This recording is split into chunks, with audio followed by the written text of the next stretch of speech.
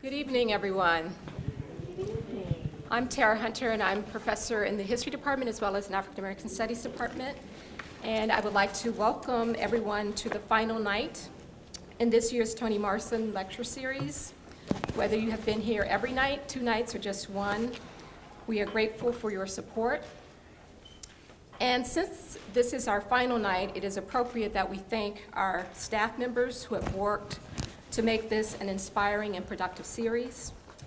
So let's give a hand to April Peters, Dion Worthy, Elio Leo, and Allison Bland for their dedication and hard work.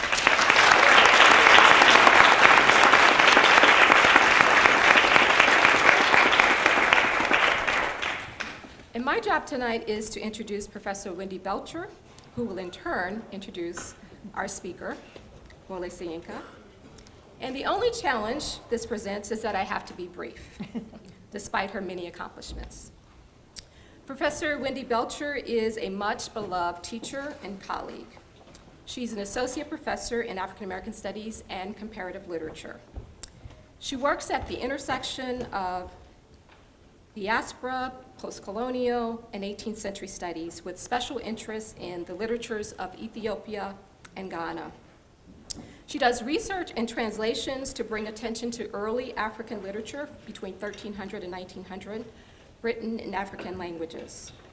Most recently, she is the co-translator with Michael Kleiner of what is believed to be the first book-length biography of an African woman originally written in classic Ethiopic. And it's called The Life and Struggles of Our Mother, Walata Petros, a 17th century African biography of an Ethiopian woman, which was published by Princeton University Press last year. She's also the author of a much heralded Abyssinian's Samuel Johnson, Ethiopian Thought in the Making of an English Author, which was published by Oxford in 2012. And also of a memoir called Honey from the Lion, An African Journey, which was published in 1988. If you are a graduate student or an assistant professor in any humanities field, you probably know her as the best-selling author of the book, Writing Your Journal Article in 12 Weeks, a guide to academic publishing success. Professor Belcher has many talents. In African American Studies, she is our chief wordsmith. When the right words seem to fail us as we search for titles, for events, for articles, for books, we go to Wendy. For that and for so much more, we appreciate her work and contributions.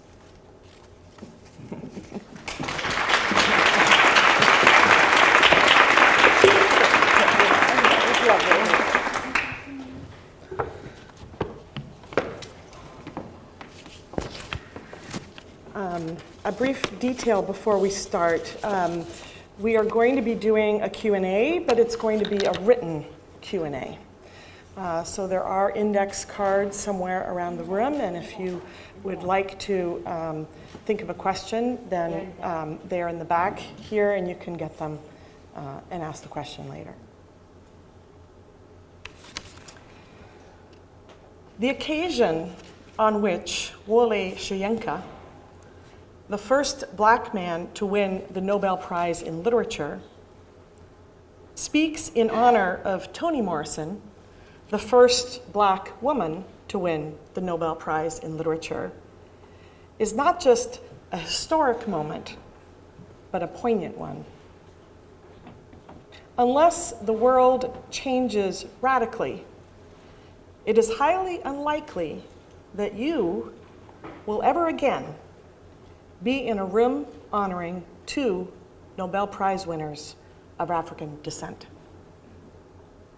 nor in a room honoring 2 who are part of the literary sublime, great spirits whose command of language is so extraordinary that it inspires not just a kind of ecstasy, but a change in the course of history itself.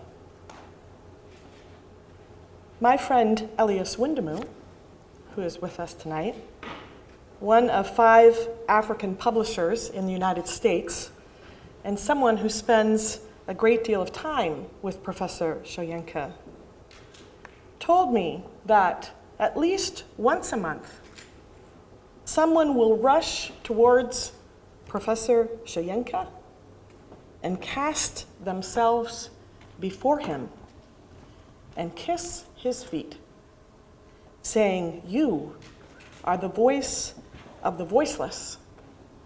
My life is now complete, having done nothing more than see you."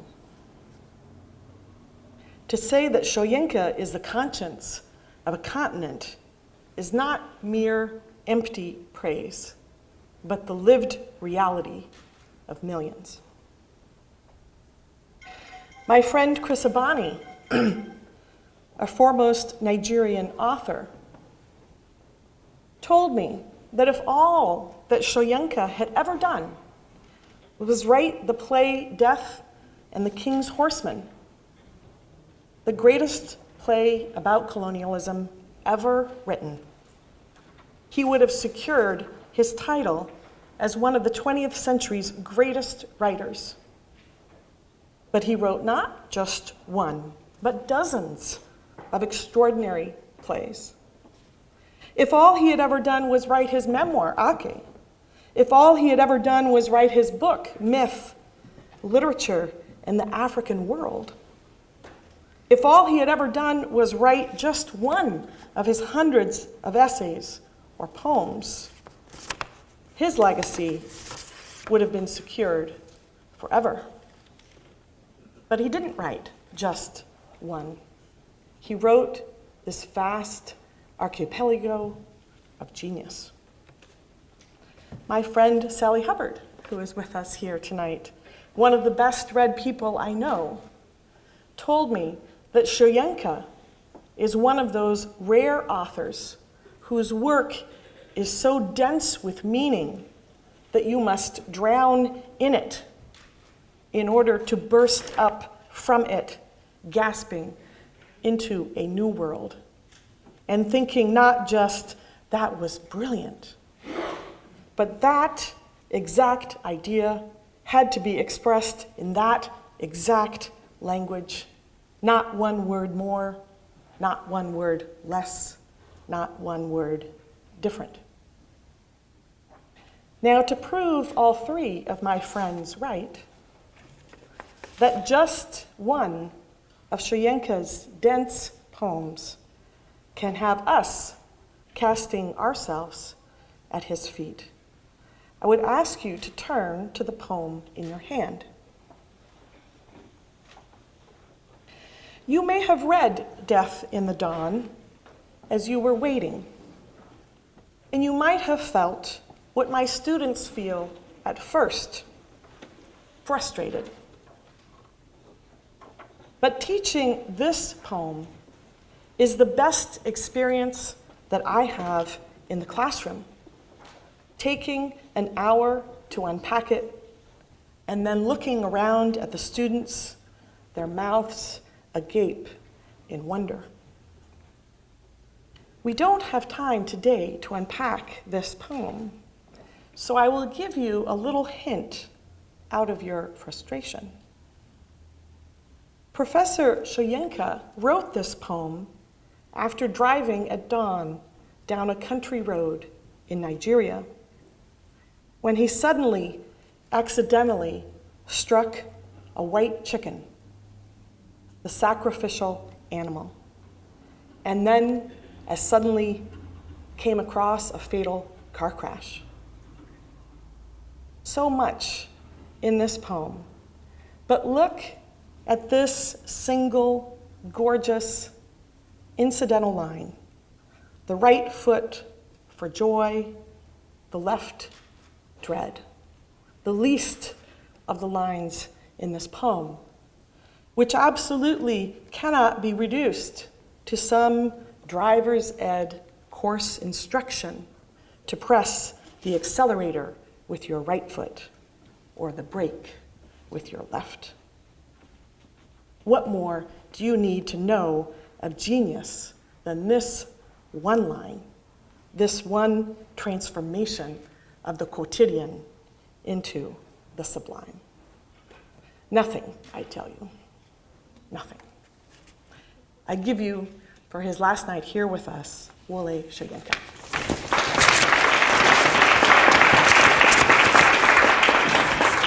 Thank you.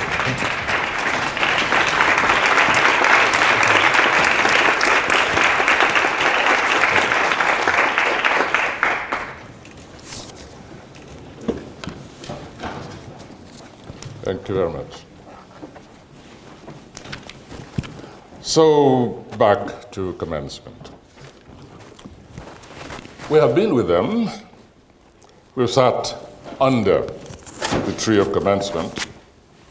We have been with the future, as yet unseen.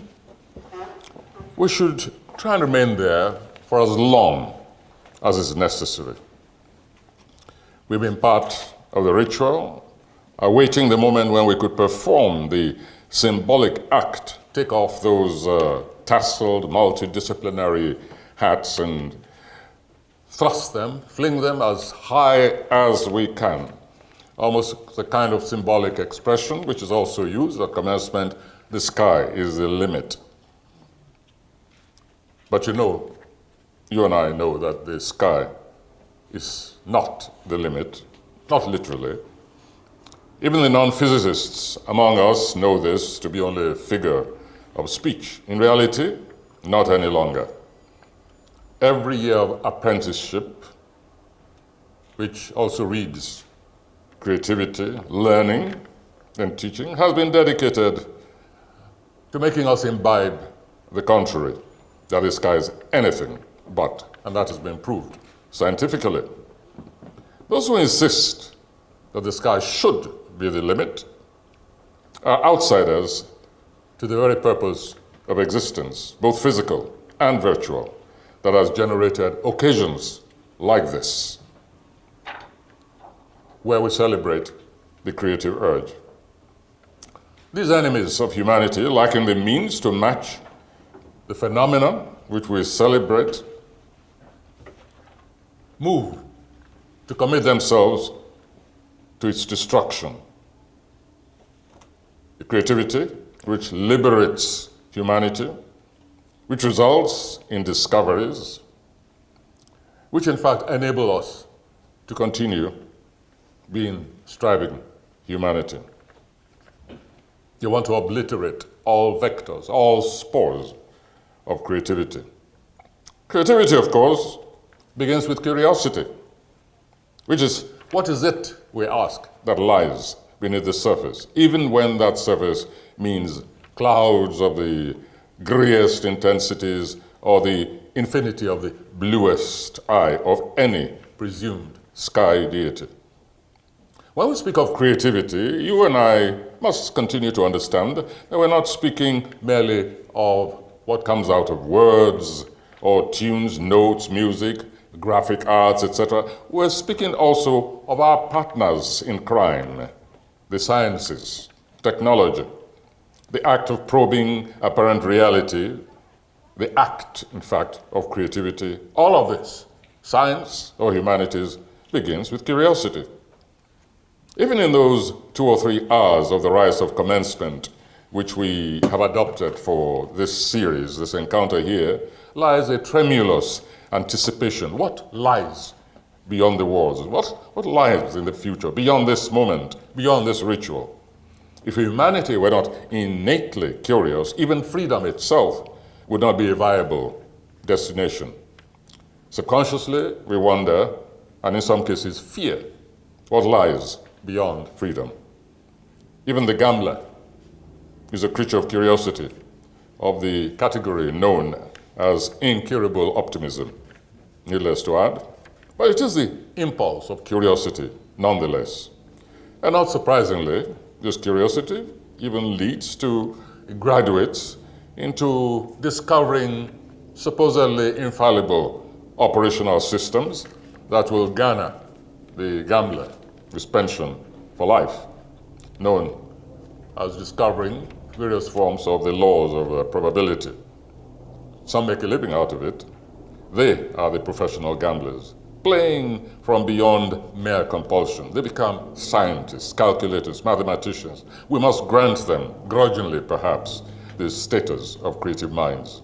Those who have moved beyond the automatic gesture to a calculated one. Not much difference, really, from, shall we say, stockbrokers. The commencement ritual, ideally, is the prelude to and principle of the exercise of freedom. Alas, today, as we pointed out, it has become a signal of an interminable, endless labor.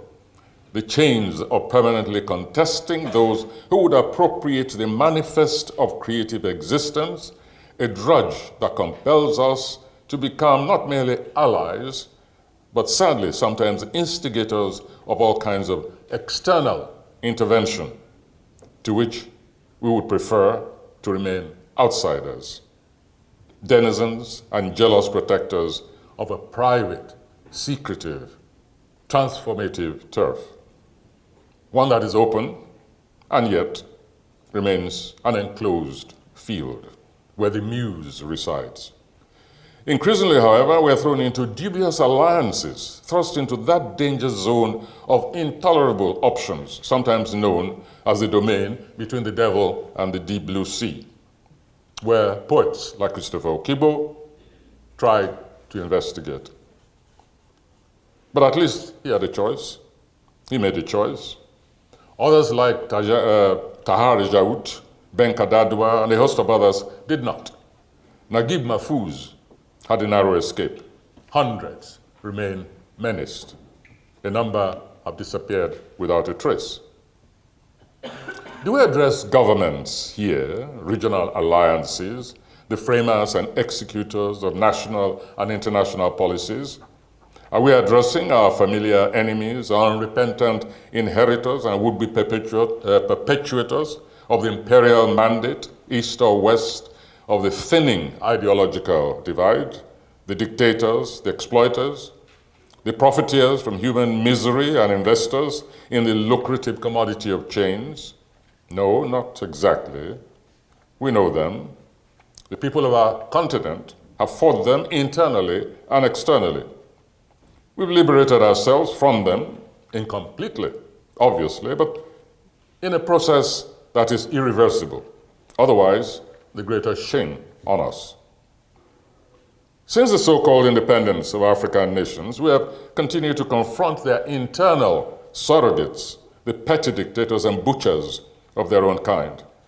And if they think to profit by a situation of global apprehension that creates shotgun alliances through the insincere incantation of self-preservation, then we must also prepare to do battle with their treachery.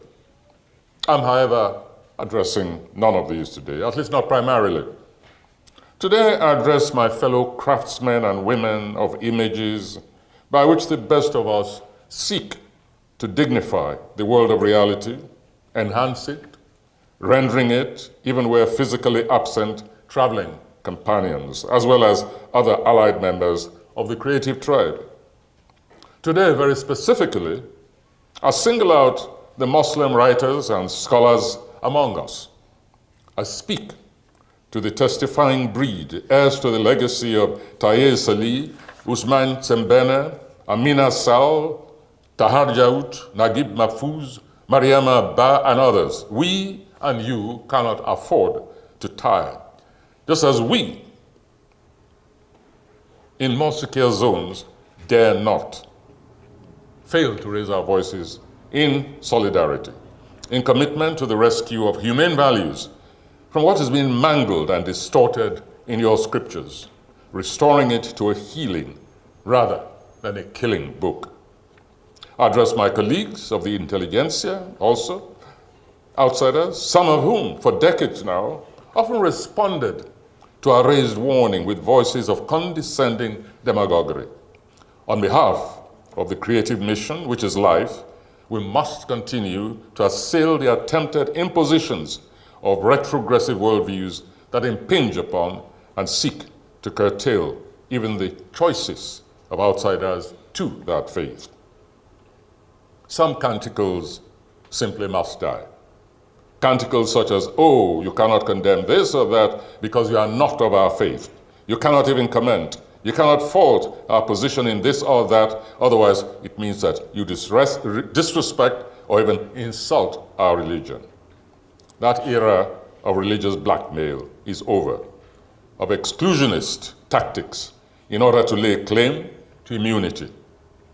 It was always a cant of avoidance, always a delusion.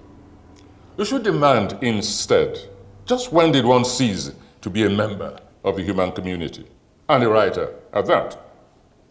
Some, even when we invoke our history, as recorded and as verifiable within living memory, have accused us of conspiring to re-enslave our own people in the interest of one side of an East-West contest for the recovery of old grounds. So easy is it to wallow in historic elision, where one wears an eternal eye patch and refuses to see what is not immediately in the direct line of vision. This has largely been the regard of African immediate post-colonial history, where colonization has been presented for viewing only as a unidirectional phenomenon. This is a fallacy, and the chickens of that illusion have come home to roost. Today we must understand that there is no covering fire for murder, mass murder, for humiliation, for deprivation of volition and dignity.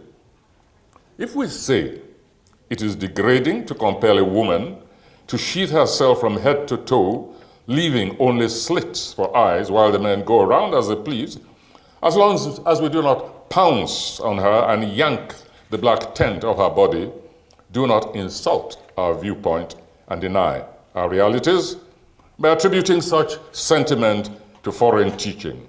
First, obtain a truthful picture of Africa's pre-colonial, pre-Christian, pre-Islamic, pre-slavery actualities, especially as reflected in the contemporaneous arts and literatures of that era. If we claim that it is cruel and repugnant to bury our mothers, our sisters, our daughters up to the neck for some infraction and stone them to death, we are merely declaring that we have stayed faithful to the humanity of our traditions, for whom humanity remains indivisible, and that we feel for a woman or man just as we feel for ourselves, for our own bodies, for our own realities and aspirations. And if you insist that for such articles of faith we deserve to be blown up and our children taken hostage, turned into sex slaves, have their throats slit, then we, on our part, must come together and take needful measures to defend our own right of belief and right to exist on our own terms.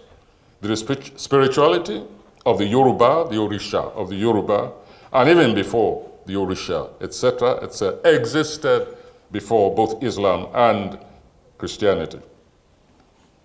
There's always an irreducible core of universalism wherever the human organism is placed at the center of existence, which is where we choose to place it.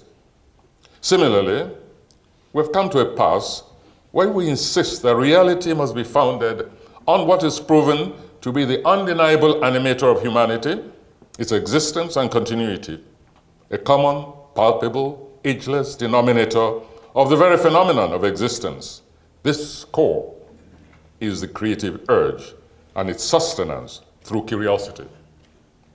Just as a tree does not make a forest, so does one gender not make humanity. And when you compromise, when you pander to fragmentary notions like cultural relativism, you are merely opening wide the gates to your own destruction. You have taken the first step, however long it takes, towards yourselves also becoming relative and thus expendable. This is when you wake up to discover that you have become first-line designated victims.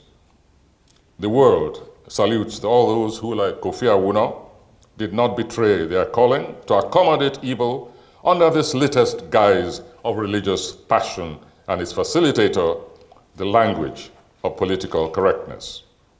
Jaout, Awuno, and a host of others may be victims, but their spirit is a language of affirmation for humanistic values, one that did not bow to the slavish wind of double talk and glamorization of surrender. Let me solemnly affirm that bitter and lacerating as is that memory, repeated reminders of our colleagues who are lost all over the continent, fallen victim to extremism, the campaign of murder against our humanity has been instigated by most of our attitude, our positions, our remarks. The figures we name are merely useful reminders, sadly, mere reminders of what has been said so often, what has been warned against ad nauseum, but appear to vanish rapidly into the slipstream of memory, no sooner uttered. But history is the reality into which we were born. And that history has already fashioned its template, and there is no deviation between its oscillating axis of impulsion, power at one end, and, on the other, freedom. The spores of religious fundamentalism are everywhere, flying invisibly, but with palpable consequences for humanity, across nation boundaries, taking root silently, watered by past masters of extremist indoctrination, until blossoming time, when the tree of dictation towers above complacent spires, steeples, cupolas, and ivory towers, and lately indulge in silencing and pulverizing even minarets that were raised in the propagation of those very religious tenets. Even where invisible, they belch out their flowers of evil, and the process continues.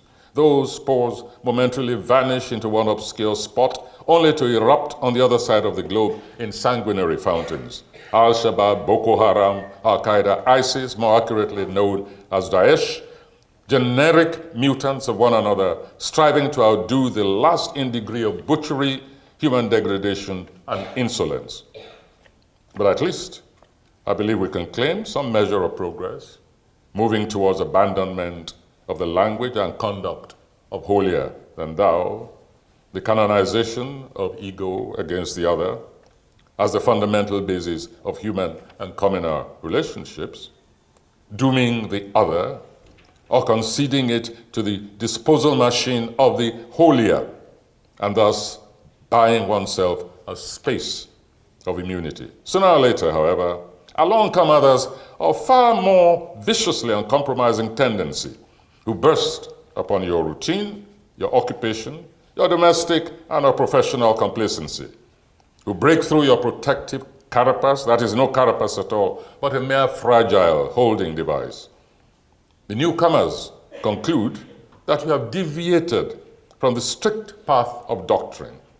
They employ a narrower gauge of definition and an enhanced language of separatism that you had once administered to others. They declare, holier, what is that? Purer. That is what we are. We are purer than you. Thereafter, you join the ranks of the unclean, of those who blaspheme by their very existence, even by silence. You are herded together and labeled arbitrary disposal. That trajectory is not a future projection.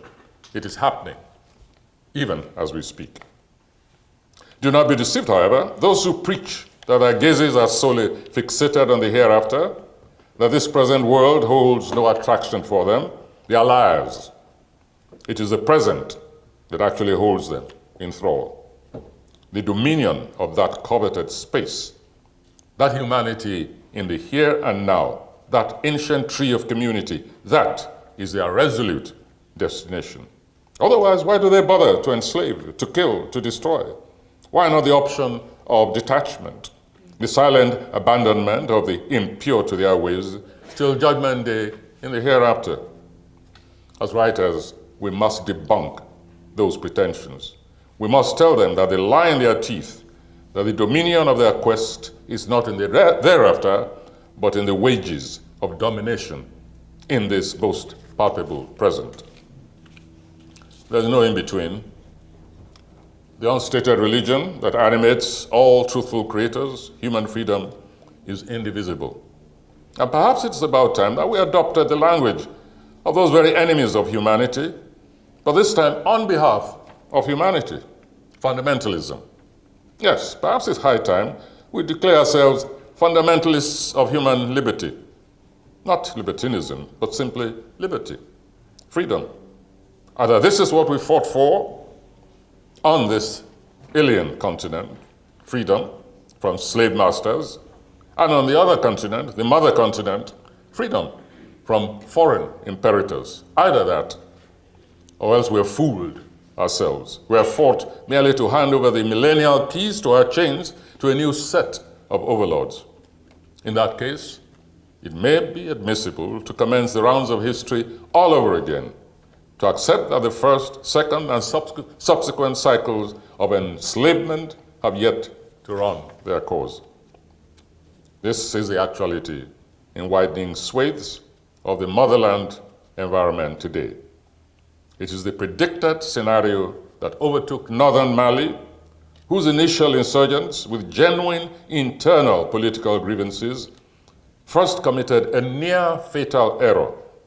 They made common cause with external religious predators and together easily overran the northern part of that nation, threatening the capital, Timbuktu. Who here does not know the history of Timbuktu, the ancient seat of learning? Those outside forces of religious imperialism, ousted from elsewhere, Libya, Afghanistan, even Egypt, or simply seeking territorial expansion, responded greedily to the prospect of a prostrate people in need of help. Mali seemed to them was ready for occupation. They poured in from all corners. And what was their priority? To turn Mali's historic centers of learning and culture, its seat in Timbuktu especially, into deserts of the mind. The race to turn its treasures, ironically largely of Islamic genius, into rubble and ashes, and its people into serfs. Yes, that especially, to weigh the people down with the brutality of laws that had become their trademark everywhere, laws under which the human personality is flattened, degraded, and the gift of freedom is abrogated.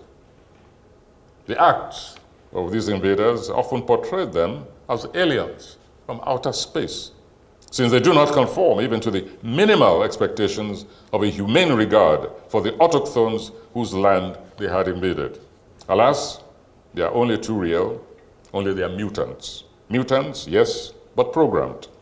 They have become veterans in the automatism of terror, and they understand that suicidal mental cast of settled communities, that tendency to shrug off the distant flickers of approaching flames with the words, "It can never arrive here."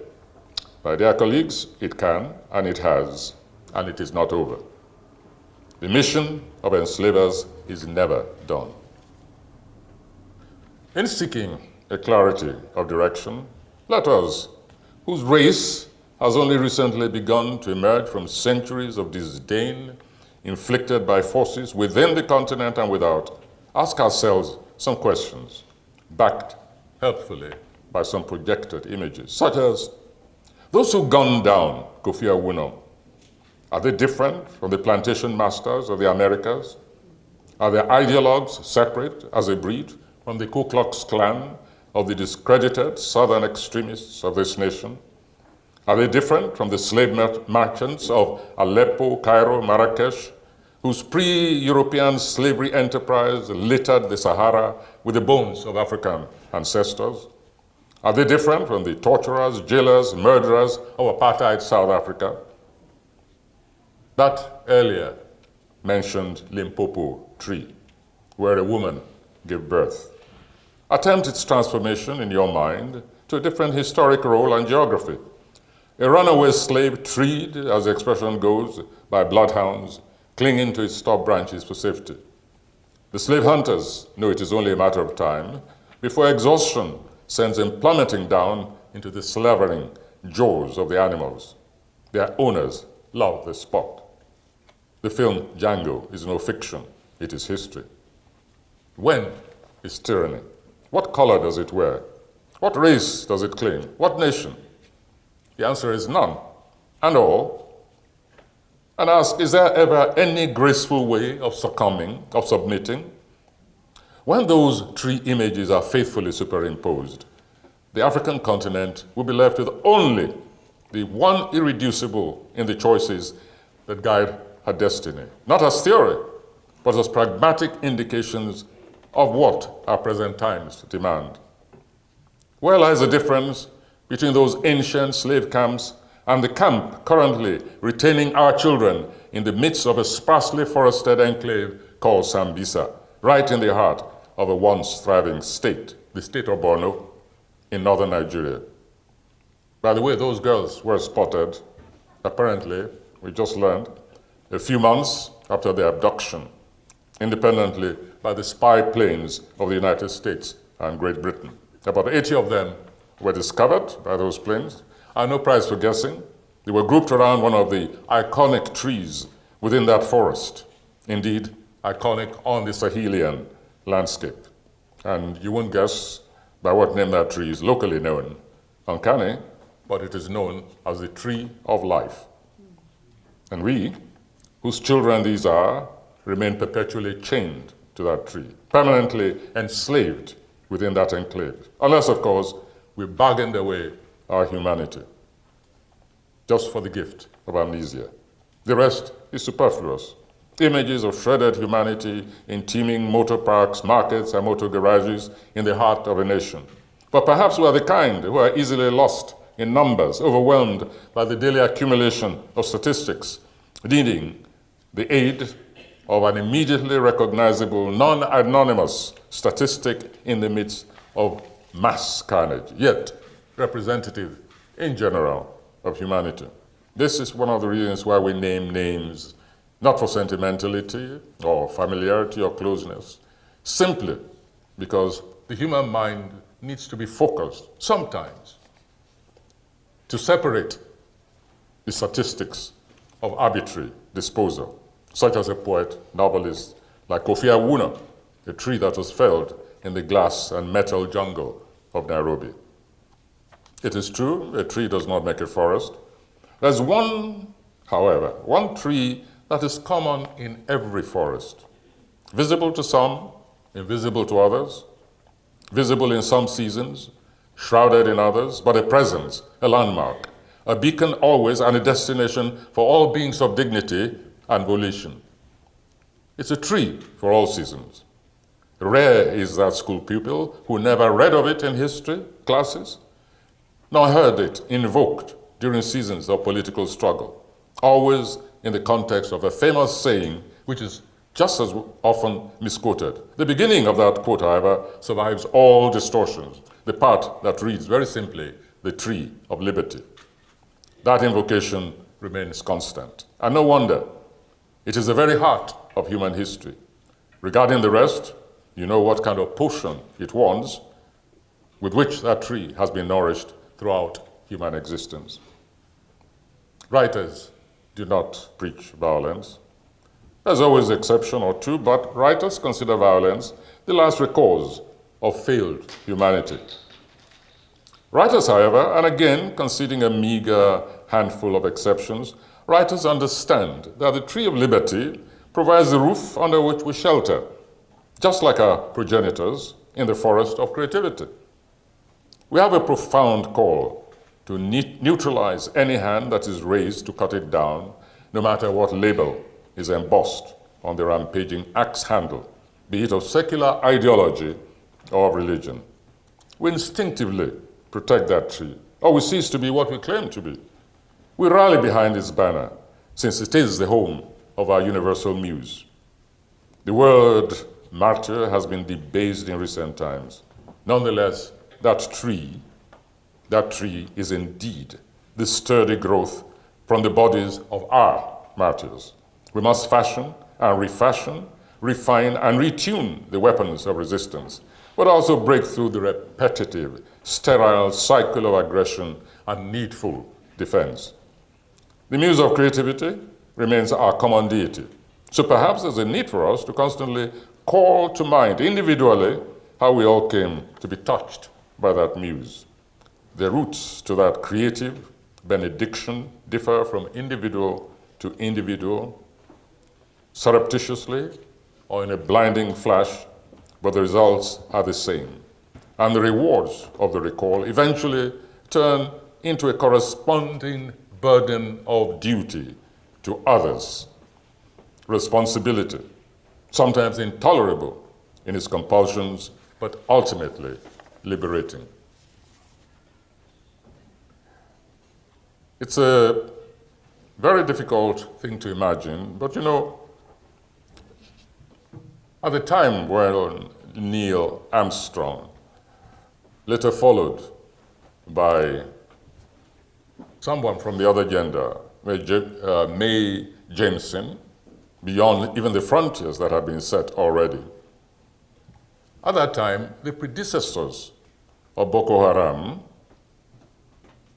swore that no one had stepped beyond Earth, but that if they did, when Armstrong was proclaiming his giant step for mankind, the enclaves of naysayers were already preaching that if humanity stepped on the moon, for instance, mankind would be punished for its impiety. Can I have that projection? No? Is it done? Yeah, thank you. Now, these, however, are the children of Mae Jemison and her mothers. Among them, there's a Mae Jemison, there's a Toni Morrison, etc., etc., etc. These are the children of Sambisa Forest. But the Boko Haram and others say humanity must be punished for stepping on the moon and maybe even going beyond. So finally they come, the self-appointed flagellators of the rights of divinity. The envelope of knowledge and enlightenment was being pushed, threatening superstition, thrusting us into new age, new vista, and so on. We have a choice to choose between the propagators of backwardness and superstition and those of whom Stephen Hawking said during the Paralympic Games in London a few years ago, he wrote, not even on quote-unquote whole beings, he was even speaking of handicapped individuals or challenged, to use the expression in this country. He wrote, "The Paralympic Games is about transforming our perception of the world. We're all different. There's no such thing as a standard or run-of-the-mill human being, but we share the same human spirit. What is important is that we have the ability to create. This creativity can take many forms, from physical achievement to theoretical physics. Missing from that exhortation would be, well, most jealously for some of us of the scribbling clan, literature. But we can forgive the man who is often referred to as the greatest scientific mind of this era. In any case, Stephen Hawking probably, and undoubtedly in fact, has literature tucked in his mind somewhere between physical achievement and theoretical physics. So there's really no ground for quarrel. Were I the one composing a message for the Paralympics, I would certainly have substituted poetry for quantum physics, rhapsodize over the poetry discernible in the coordination of human limbs, straining against nature's gravitational dominion. What we are all obviously agreed upon is that, to turn to Hawkins yet again, that on the transformation of our perception of the world and the ability to create. For the jealous guardians of the hidden, however, the eternal guardians of divine kingdom, these are fighting words. The human instinct to transform, to create, is taboo. The parameters of transformation are rigidly set in their own preset scriptural slides. All else is taboo. This is what sets us apart from the annunciators of the taboo. Create. There, yet again, we have the critical word. Our physicist, Stephen Hawking, will be burnt alive, strapped to his magical wheelchair device from which, despite a physically cruel affliction, the words trickle out to inspire and validate our existence.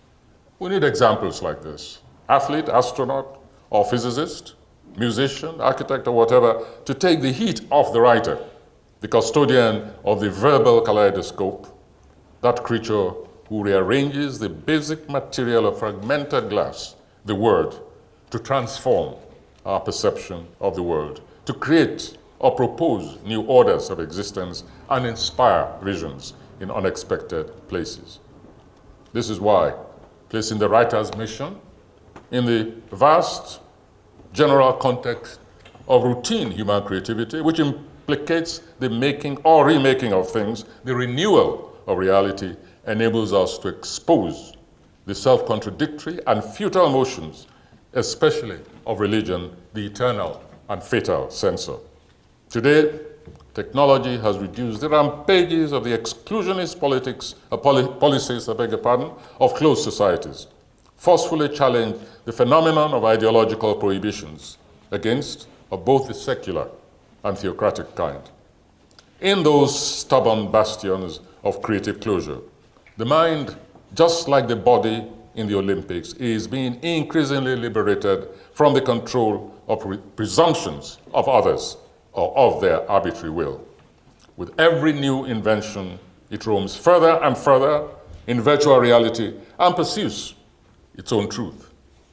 Virtual reality today is the virtuous nemesis that hovers over stubbornly restrictive cultures, such as the theocratic, especially their fundamentalist spores, which increasingly leap center stage across the world with their violent censorship of knowledge and creativity, their pathetic twitches that lead to restrictions on satellite dishes, make bonfires of radio and video cassettes, films, but most prominently, and from time immemorial, books.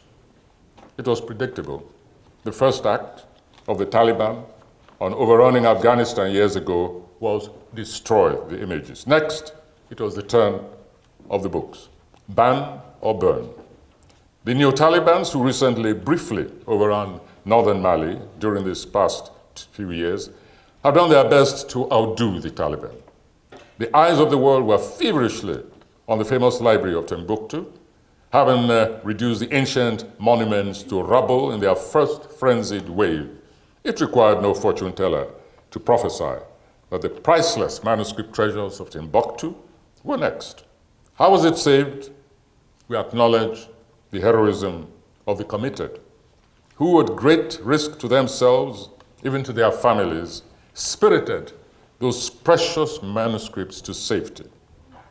In the end, however, the invaders had to be expelled forcefully. Sometimes, alas, the Republic of Creativity is forced into partnership with the Republic of Destruction, force, military force. Sooner this, however, than to be forced into vassalage, in permanent thraldom to the anti-minds. It is the cross of history when we embrace men of war also as partners in the mission of creativity. We need not be embarrassed or inhibited by this, or fail to salute such protagonists. This is simply the condition of the world today. The mind needs its housing, and that is none other than the human body. If you do not liberate that body, it withers, and the mind folds up with it permanently. One of my earliest childhood toys, I mentioned it just now, but some of you may not know it. It is known as the kaleidoscope. It is a kind of tubular contraption, rather like a telescope, in whose frame pieces of colorful glass had been stored. As you turned one half of the tube, the glass pieces fall, climb, rotate, arrange themselves almost arbitrarily, but creating a colorful horizon, landscape, sometimes even images of deceptive images of buildings, towers, etc., etc. That kaleidoscope of childhood opens up a world of marvels, enchantment, and imagination. As reality encroaches, the maturing mind discovers that beneath the color and the glitter lies a world of disenchantment, of banality, even disgust. But the writer continues to turn that tubular contraption, filled with shards of multicolored glass, to reveal that they not only dazzle but wound, and that some of the colors are the colors of bile and blood. Also that the colors that run into one another are not simply gradations of the rainbow, but colors of humanity that exist on raw earth in real life, not as idyllic beings suspended in the sky. And for the child's open mind, curiosity takes over and exploration begins. Questions follow. The troubled answers lead, hopefully, to transformation.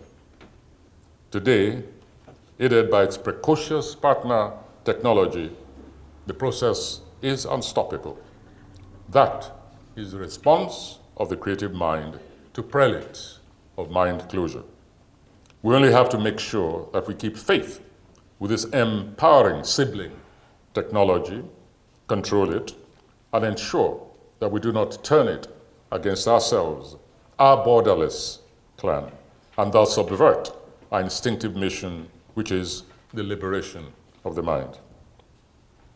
Well, again, we must not be too solemn about this mission, however. After all, literature itself and the arts are anything but a solemn activity. Literature is also puckish, mischievous, like the childlike deity issue. It's a needle for puncturing undue afflatus. It is often unorthodox in its mission of mental liberation. I don't know how many of you here have had the experience of having any of your literary works consigned to garbage. I have. And what a liberating sensation it is, or it was rather. It happened in Rotterdam, a feature of that city's poetry festival, a festival which has sadly been allowed to fall casualty to economic constraints. 2 or 3 decades ago, the festival introduced the feature of pasting short poems by participants on garbage trucks, 1 truck to each poet. Each subscribing poet underwent a solemn ceremony of launching his or her garbage truck, poem ready inscribed, at various depots. The drivers were every bit as enthralled as we were, and a number of them actually came to readings afterwards. So when you speak of bringing poetry down to the grassroots, you certainly don't get much more basic than that. Poetry trundling along on urban asphalt. In other climes, of course, poetry went underground. And I'm not referring here to the tragic side of the underground, of repression, of life and death. But still, we have to remember that underground very often is the home of many poets in troubled nations. This time, however, it was literal. The Underground Railway in London, UK, yes, that same underground, that underwent its baptism of fire at the hand of one of the earliest deluded Philistines of Great Britain. But in that nearly forgotten era of bliss, when that yet invisible time bomb, how dreadfully these metaphors sometimes reclaim reality from which they were sprung in the first place. However, this religious time bomb had not even begun to tick, at least audibly. It seems a different world altogether. Do excuse that nostalgia-induced interruption. I was speaking of a time when the management of the London Underground embarked on the practice of pasting poems on the interior of its coaches, where they enjoyed captive audiences of bored commuters, shoppers, or simply travelers on the Underground. I suppose we'll consider the Underground a promotion from the garbage truck, certainly in terms of guaranteed readers. Once again, I found myself among the company so honored. It remains intriguing to consider how many commuters who normally stared at commodity advertisements, gawked at toothy, lubricious models, to or from work, killed time with crossword puzzles or filling out football coupons, now found themselves checked in stride, confronted and intrigued by lines from some total stranger. One can only speculate how many or how few carried a few fragmented lines in their heads, hoping that on the next ride they might enter the same coach or one with the same inscription, so they could complete or consolidate their encounter with the outpour of totally unknown imaginations. I believe that the program has been abandoned. That would be a great pity. The word needs to be freed, not only philosophically or politically, but literally and palpably. And what sturdier means of liberation can one hope for than a garbage truck or a commuter train? And then the great, which is the reason why I invoke that past, the great optimistic question. Could an encounter with a poem on that commuter train or on the garbage truck have perhaps inhibited those underground bombers? Could it perhaps have made them pause, reflect, desist? Unlikely, but not impossible. Certainly we know that we must evolve strategies for the retuning of such minds. Not all are beyond recall. And who can swear what chance encounter, human, artistic, or whatever, has pulled one or two back from the brink? In my estimation, such facilities even beat the once popular, or maybe unpopular, that's why they are discontinued, Dial a Poem service, which is probably still operational, perhaps, I hope, in some countries, since I first dialed it up a few decades ago. I tried to introduce it into Nigeria during a festival, but it just didn't work out, sorry. The service was too epileptic. I might try it again, now that we now have the evolution of mobile phones and telephoning communication invisibly has moved from being elitist. I think we find that even garbage truck drivers carry telephones these days, iPhone, iPad, I know, etc.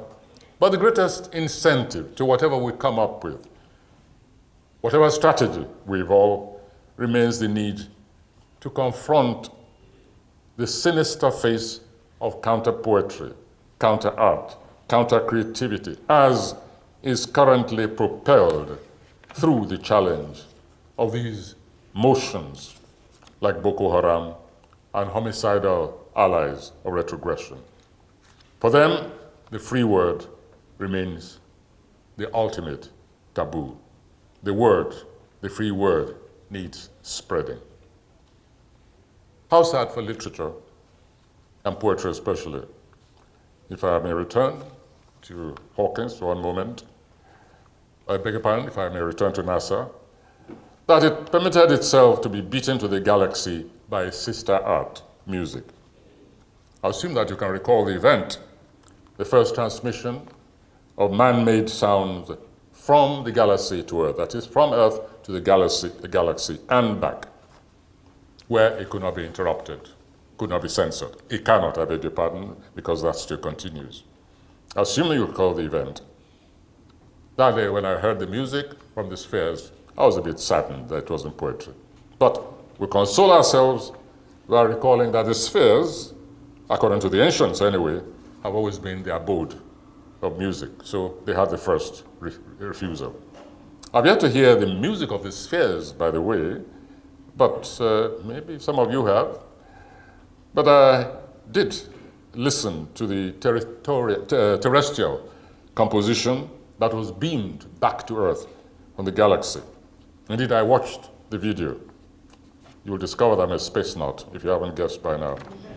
I watched the video, shot in the NASA command room, and my feeling was that the NASA engineers were doing their best to be enthralled by the music, the song. I didn't think much of it, either the lyrics or the tune, both on the humdrum side, but then my taste in pop music is not to be relied upon, I warn you. The title, however, which is the one I want to mention, was appropriate enough. It was Reach for the Stars. Like a counter, unintended perhaps, but a counter to that earlier, the sky is the limit. Today, that rendition is totally out of the reach of any earthly interventionist censorship. Today, it invades our earth from which it left in the first place, penetrates our senses, and this is one feat the imagined music of the spheres has failed to do throughout millennia of the promulgation of its existence. And we triumph over mythology, and reality triumphs over mythology. Even those of us who are chronic mythologists, you take a bow and retreat. Our enemies, however, remain the Philistines. Our allies remain technology. I never miss an opportunity to celebrate this magical consummation, art and science, and also to challenge it further. Just think, if technology even renders the book obsolete, not that I wish it, I like the feel of the book. I like the smell of the freshly minted book. I like the smell of the leather in the leather bound, etc. And I think Earth would be a much poorer state of social condition, state of being, if the book were to vanish altogether, disappear into the Kindle or iPad or whatever. So I'm really speaking about that marvelous state when we can all have our cake and eat it. From the mechanistic product called the kaleidoscope, the childhood toy, we have moved to androids, etc., and I don't know what else is to come. But consider this. Suppose the book were to be placed, to be turned like music into a non-palpable object, which cannot be jammed or interfered with in any way. That is, the word merely downloaded, not just into a hard object, the book, but visibly projected in thin air. The word as a holographic projection which vanishes at a vocal command or even gesture. I've seen what might be called a prototype, I assure you. Like most technologically challenged writers, you won't believe it, for instance, that if I told you that one of our colleagues, Derek Walcott, is still at the fax age and refuses to budge from there. Compared with him, I'm a computer genius. Well, so we are fascinated always by these gadgets and we admire them. Well, mind you, I'm sure even Derek is secretly fascinated by what's happening on the scientific side of literature. He won't accept it. But I foresee the era of the virtual world when even the iPod will become obsolete. Libraries will be virtual. So when Boko Haram pyromaniacs arrive to set fire to the manuscripts of Timbuktu or the Library of Alexandria, or select their next pyromaniac for the Boston Library, they find that they only keep setting fire to thin air. The library has vanished. Manuscripts float in thin air like those shifting shapes on the computer screen, those equivalents of my childhood kaleidoscope, non-tactile. They try to seize a book, and they find that, like the tormented tyrant Pentheus in Euripides' Bacchae, they slash at nothing, clutch at illusions, and wrestle with emptiness, stagger around like the drunkards and drug addicts as they mostly are, in hallucinations of their own making, while our creative partners are taking humanity into the galaxies and beyond. Well, the majority of us here, in company with even the scientists at NASA, will visit Mars in their lifetime only in imagination. I watched the Mars landing. I always set my alarm clock for those events. Like millions, only vicariously, an earthbound creature reveling in the sublime moment of the feat of human creativity that had broken barriers of time and motion. The name of those pioneers gave one of their latest creations, probing the surface of Mars at this moment and penetrating through its crust, sniffing, testing, collecting, analyzing, and transmitting images and insights back to others, just like the average writer, remains a most befitting name for the existential imperative of mankind at any moment of history. Curiosity. I like that name, curiosity. This is what is at issue. The issue is curiosity versus gullibility. The child in all of us that lifts the lid of the covered dish, not because it is hungry, but simply because it is curious. What is hidden beneath that lid? Yes, curiosity that supposedly ended the age of paradisial bliss in the Garden of Eden. For us, however, we say that curiosity, it was that launched humanity into the great adventure. With all its errors, yes, for better, for worse, sooner curiosity and change than stagnation and atrophy of the human mind. This process is what humanity represents today. It's back to the tree of knowledge, the tree of discovery, the tree of learning, the tree of creativity, whose fruits we are committed to taste. In a sense, therefore, nothing has changed.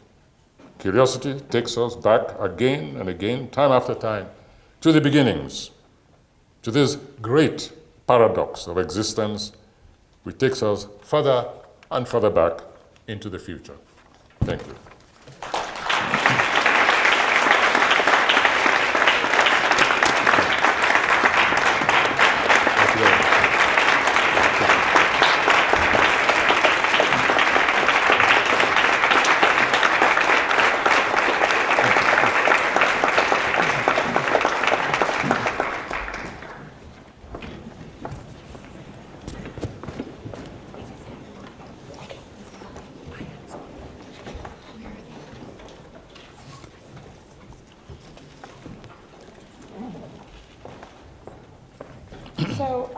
There are still cards in the back if people would like to write any questions. And we have 2 cards. Well, as you see, those of you who were here yesterday, sometimes we must go backwards and leave technology aside when it's not serving the purpose it's meant for. So we resorted to this. What do I think of contemporary African writing? The young writers. As political argument, I'm prepared to. First of all, I think contemporary African writing is in very good shape. In fact, it's in better shape than one would normally expect. And the reason is this. The young generation of African writers have put aside the quarrel of their elders, which was very much over ideology. And they've discovered that if they write as they feel, if they write about humanity, ideology, for those who wish, will be extracted anyway. For a long time during, in my early writing career, writers tended to fight the war of the ideological bloc as surrogates. And it was a question of, the result was inhibitive to young writers. In a sense, if you like, they try to count their ideological feet like the millipede, and of course, they never walked. Today, the African writer is liberated of that unnecessary burden. Those who wish to write with a kind of ideological framework in mind, they do so. But there's no longer that bullying which took place in my time, which many of us had to resist and write just what we felt, explained, presented humanity to itself the way in which we felt it. So I think there's been a qualitative shift in African writing, and that has been much better for literature. Do I think that literary agencies made young writers less politically committed? I find it difficult to answer that question. It's not a study I've made. I don't know what agents say to their would-be writers. Nobody has ever said to me, an agent that is, said to me, oh, you must take risks, or you mustn't take risks, you must write this way. And all, but I imagine that such exists, but I have not encountered it. And I think any writer whose agent tries to steer him or her that way should find another agent.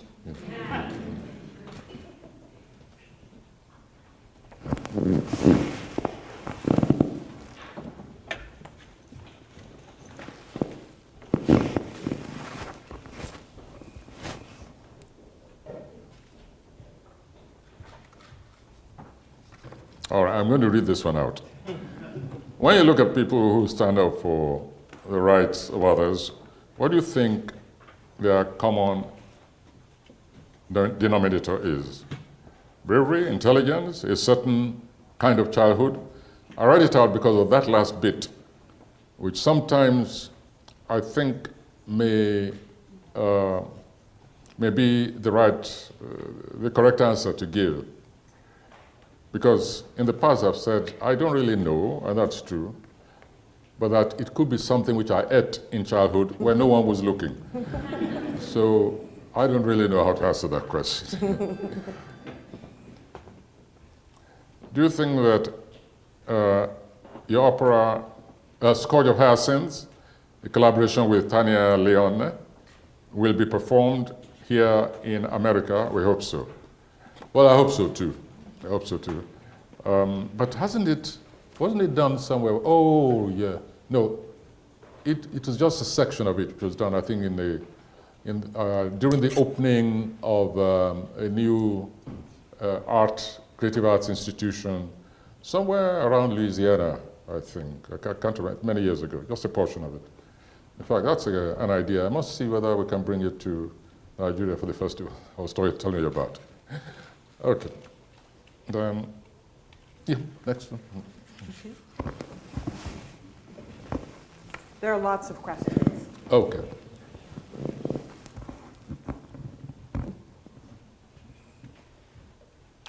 Oh, what other dangers and forces endanger creativity, apart from religious dogma, absolutism, etc., etc.? Many, sometimes economics. Writers, creative people also have to eat, and which means they must work for a living. And believe me, that sometimes is the greatest inhibitor to creativity. And then when you acquire responsibilities, children, spouses, etc., etc., pretty serious, especially if you don't practice birth control. What's your favorite work? No, I have not. It depends very much on mood. Very much on mood. Sometimes, one thing I can tell you though, is that I hate teaching any of them. I have done, again, part of what we saw, economics. If that's what they invite you to talk about, and you have no other work at hand and no other means of earning a livelihood, you better go and talk about your work and do some reading. What's my writing process? Answer, I used to think was chaotic. That's my writing process. But later I discovered there is a kind of rhythm to it. And I'm not one of those who sit before a blank piece of paper or a blank screen these days. You know, take an espresso, coffee, and then wait until inspiration comes. No. I discovered that what happens is that I've been mulling over an idea for a long time, even writing portions of it, so that when I start writing, the words pour out. One of my the best known plays, for instance, Death and the King's Horseman. I can tell you that that work poured out magically in under 2.5 days, nearly continuous. My student, Skip Gates, will testify to that because I was his tutor in Cambridge where it was written. And then after I woke up from a long sleep afterwards, then I realized that I'd actually been writing that thing in my head. That it had been there, it had been sitting there, and had been, from time to time, bits being added, phrases, and so on. And so when I began to put it down, one theme, one piece of dialogue, action triggered off another. So it was almost seamless, almost completely seamless. It was afterwards I surprised myself. I didn't believe what I'd done. But that's how it happened. Others, of course, then I lost a play once. It was The Strong Breed. Years ago, young man. And I decided I was not going to flagellate myself. I just accept it as one of the sacrifices to the muse, that he'll come to my rescue someday. And so I went, did other things, and then about 1.5 years later, I just sat down overnight. It's a one-act play, and I wrote it. So it varies.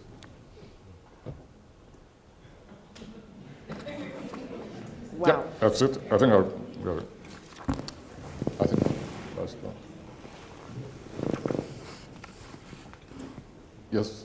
What's our time? How are we Oh, doing on yes. We time? have to. you Well, I have thought that any- was another one. Yeah, do you have Oh, any is that other- one I forgot? Sorry.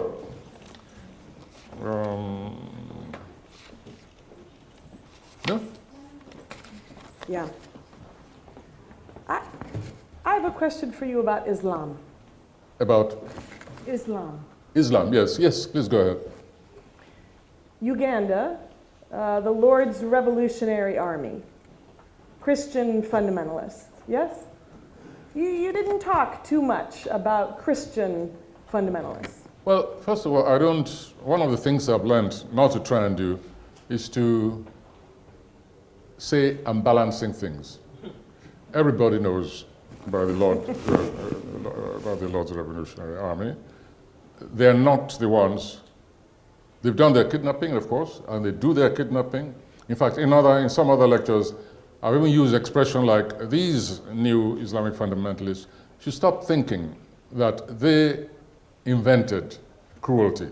They invented kidnapping, they invented massacres. No, and I will point to Lord's Revolutionary Armies. I lecture about that from time to time. I don't try to say, take one here, blame one there, so on. Today, and this series, I'll be more concerned with this abduction under our noses of 279 schoolgirls. And this obsesses me, these days. Till date, that's true. We're celebrating the 2nd anniversary of their abduction. Today, we still cannot pinpoint where they are. The 1 or 2 who've escaped have been able to give us a notion of what those girls, their colleagues, are undergoing over there. In the Lord's Revolutionary Army, you have, right now, the Ugandan army pursuing them, the abductees by Joseph Kony, whatever his name. They're pursuing them. Something is being done about them. Sometimes they cite them here. They even have foreign mercenaries, hunters, who are used to actually sniffing out renegades like Joseph Kony. And in Nigeria, till today, the Bring Back Our Girls movement, which has been taken up internationally, has not obtained a glimpse, not even a clue. Somewhere in the Sambisa forest is where they vanished into. But where exactly? And are they still there? How many are still alive? People don't know. When people are kidnapped by Kony, the parents know, the government knows, they're able to do something about it. Till today, we have this immense sense of angst, the impotence of not even being able to say categorically that this is where they hold up. So around this anniversary period, I'm concentrating on the Chibok girls.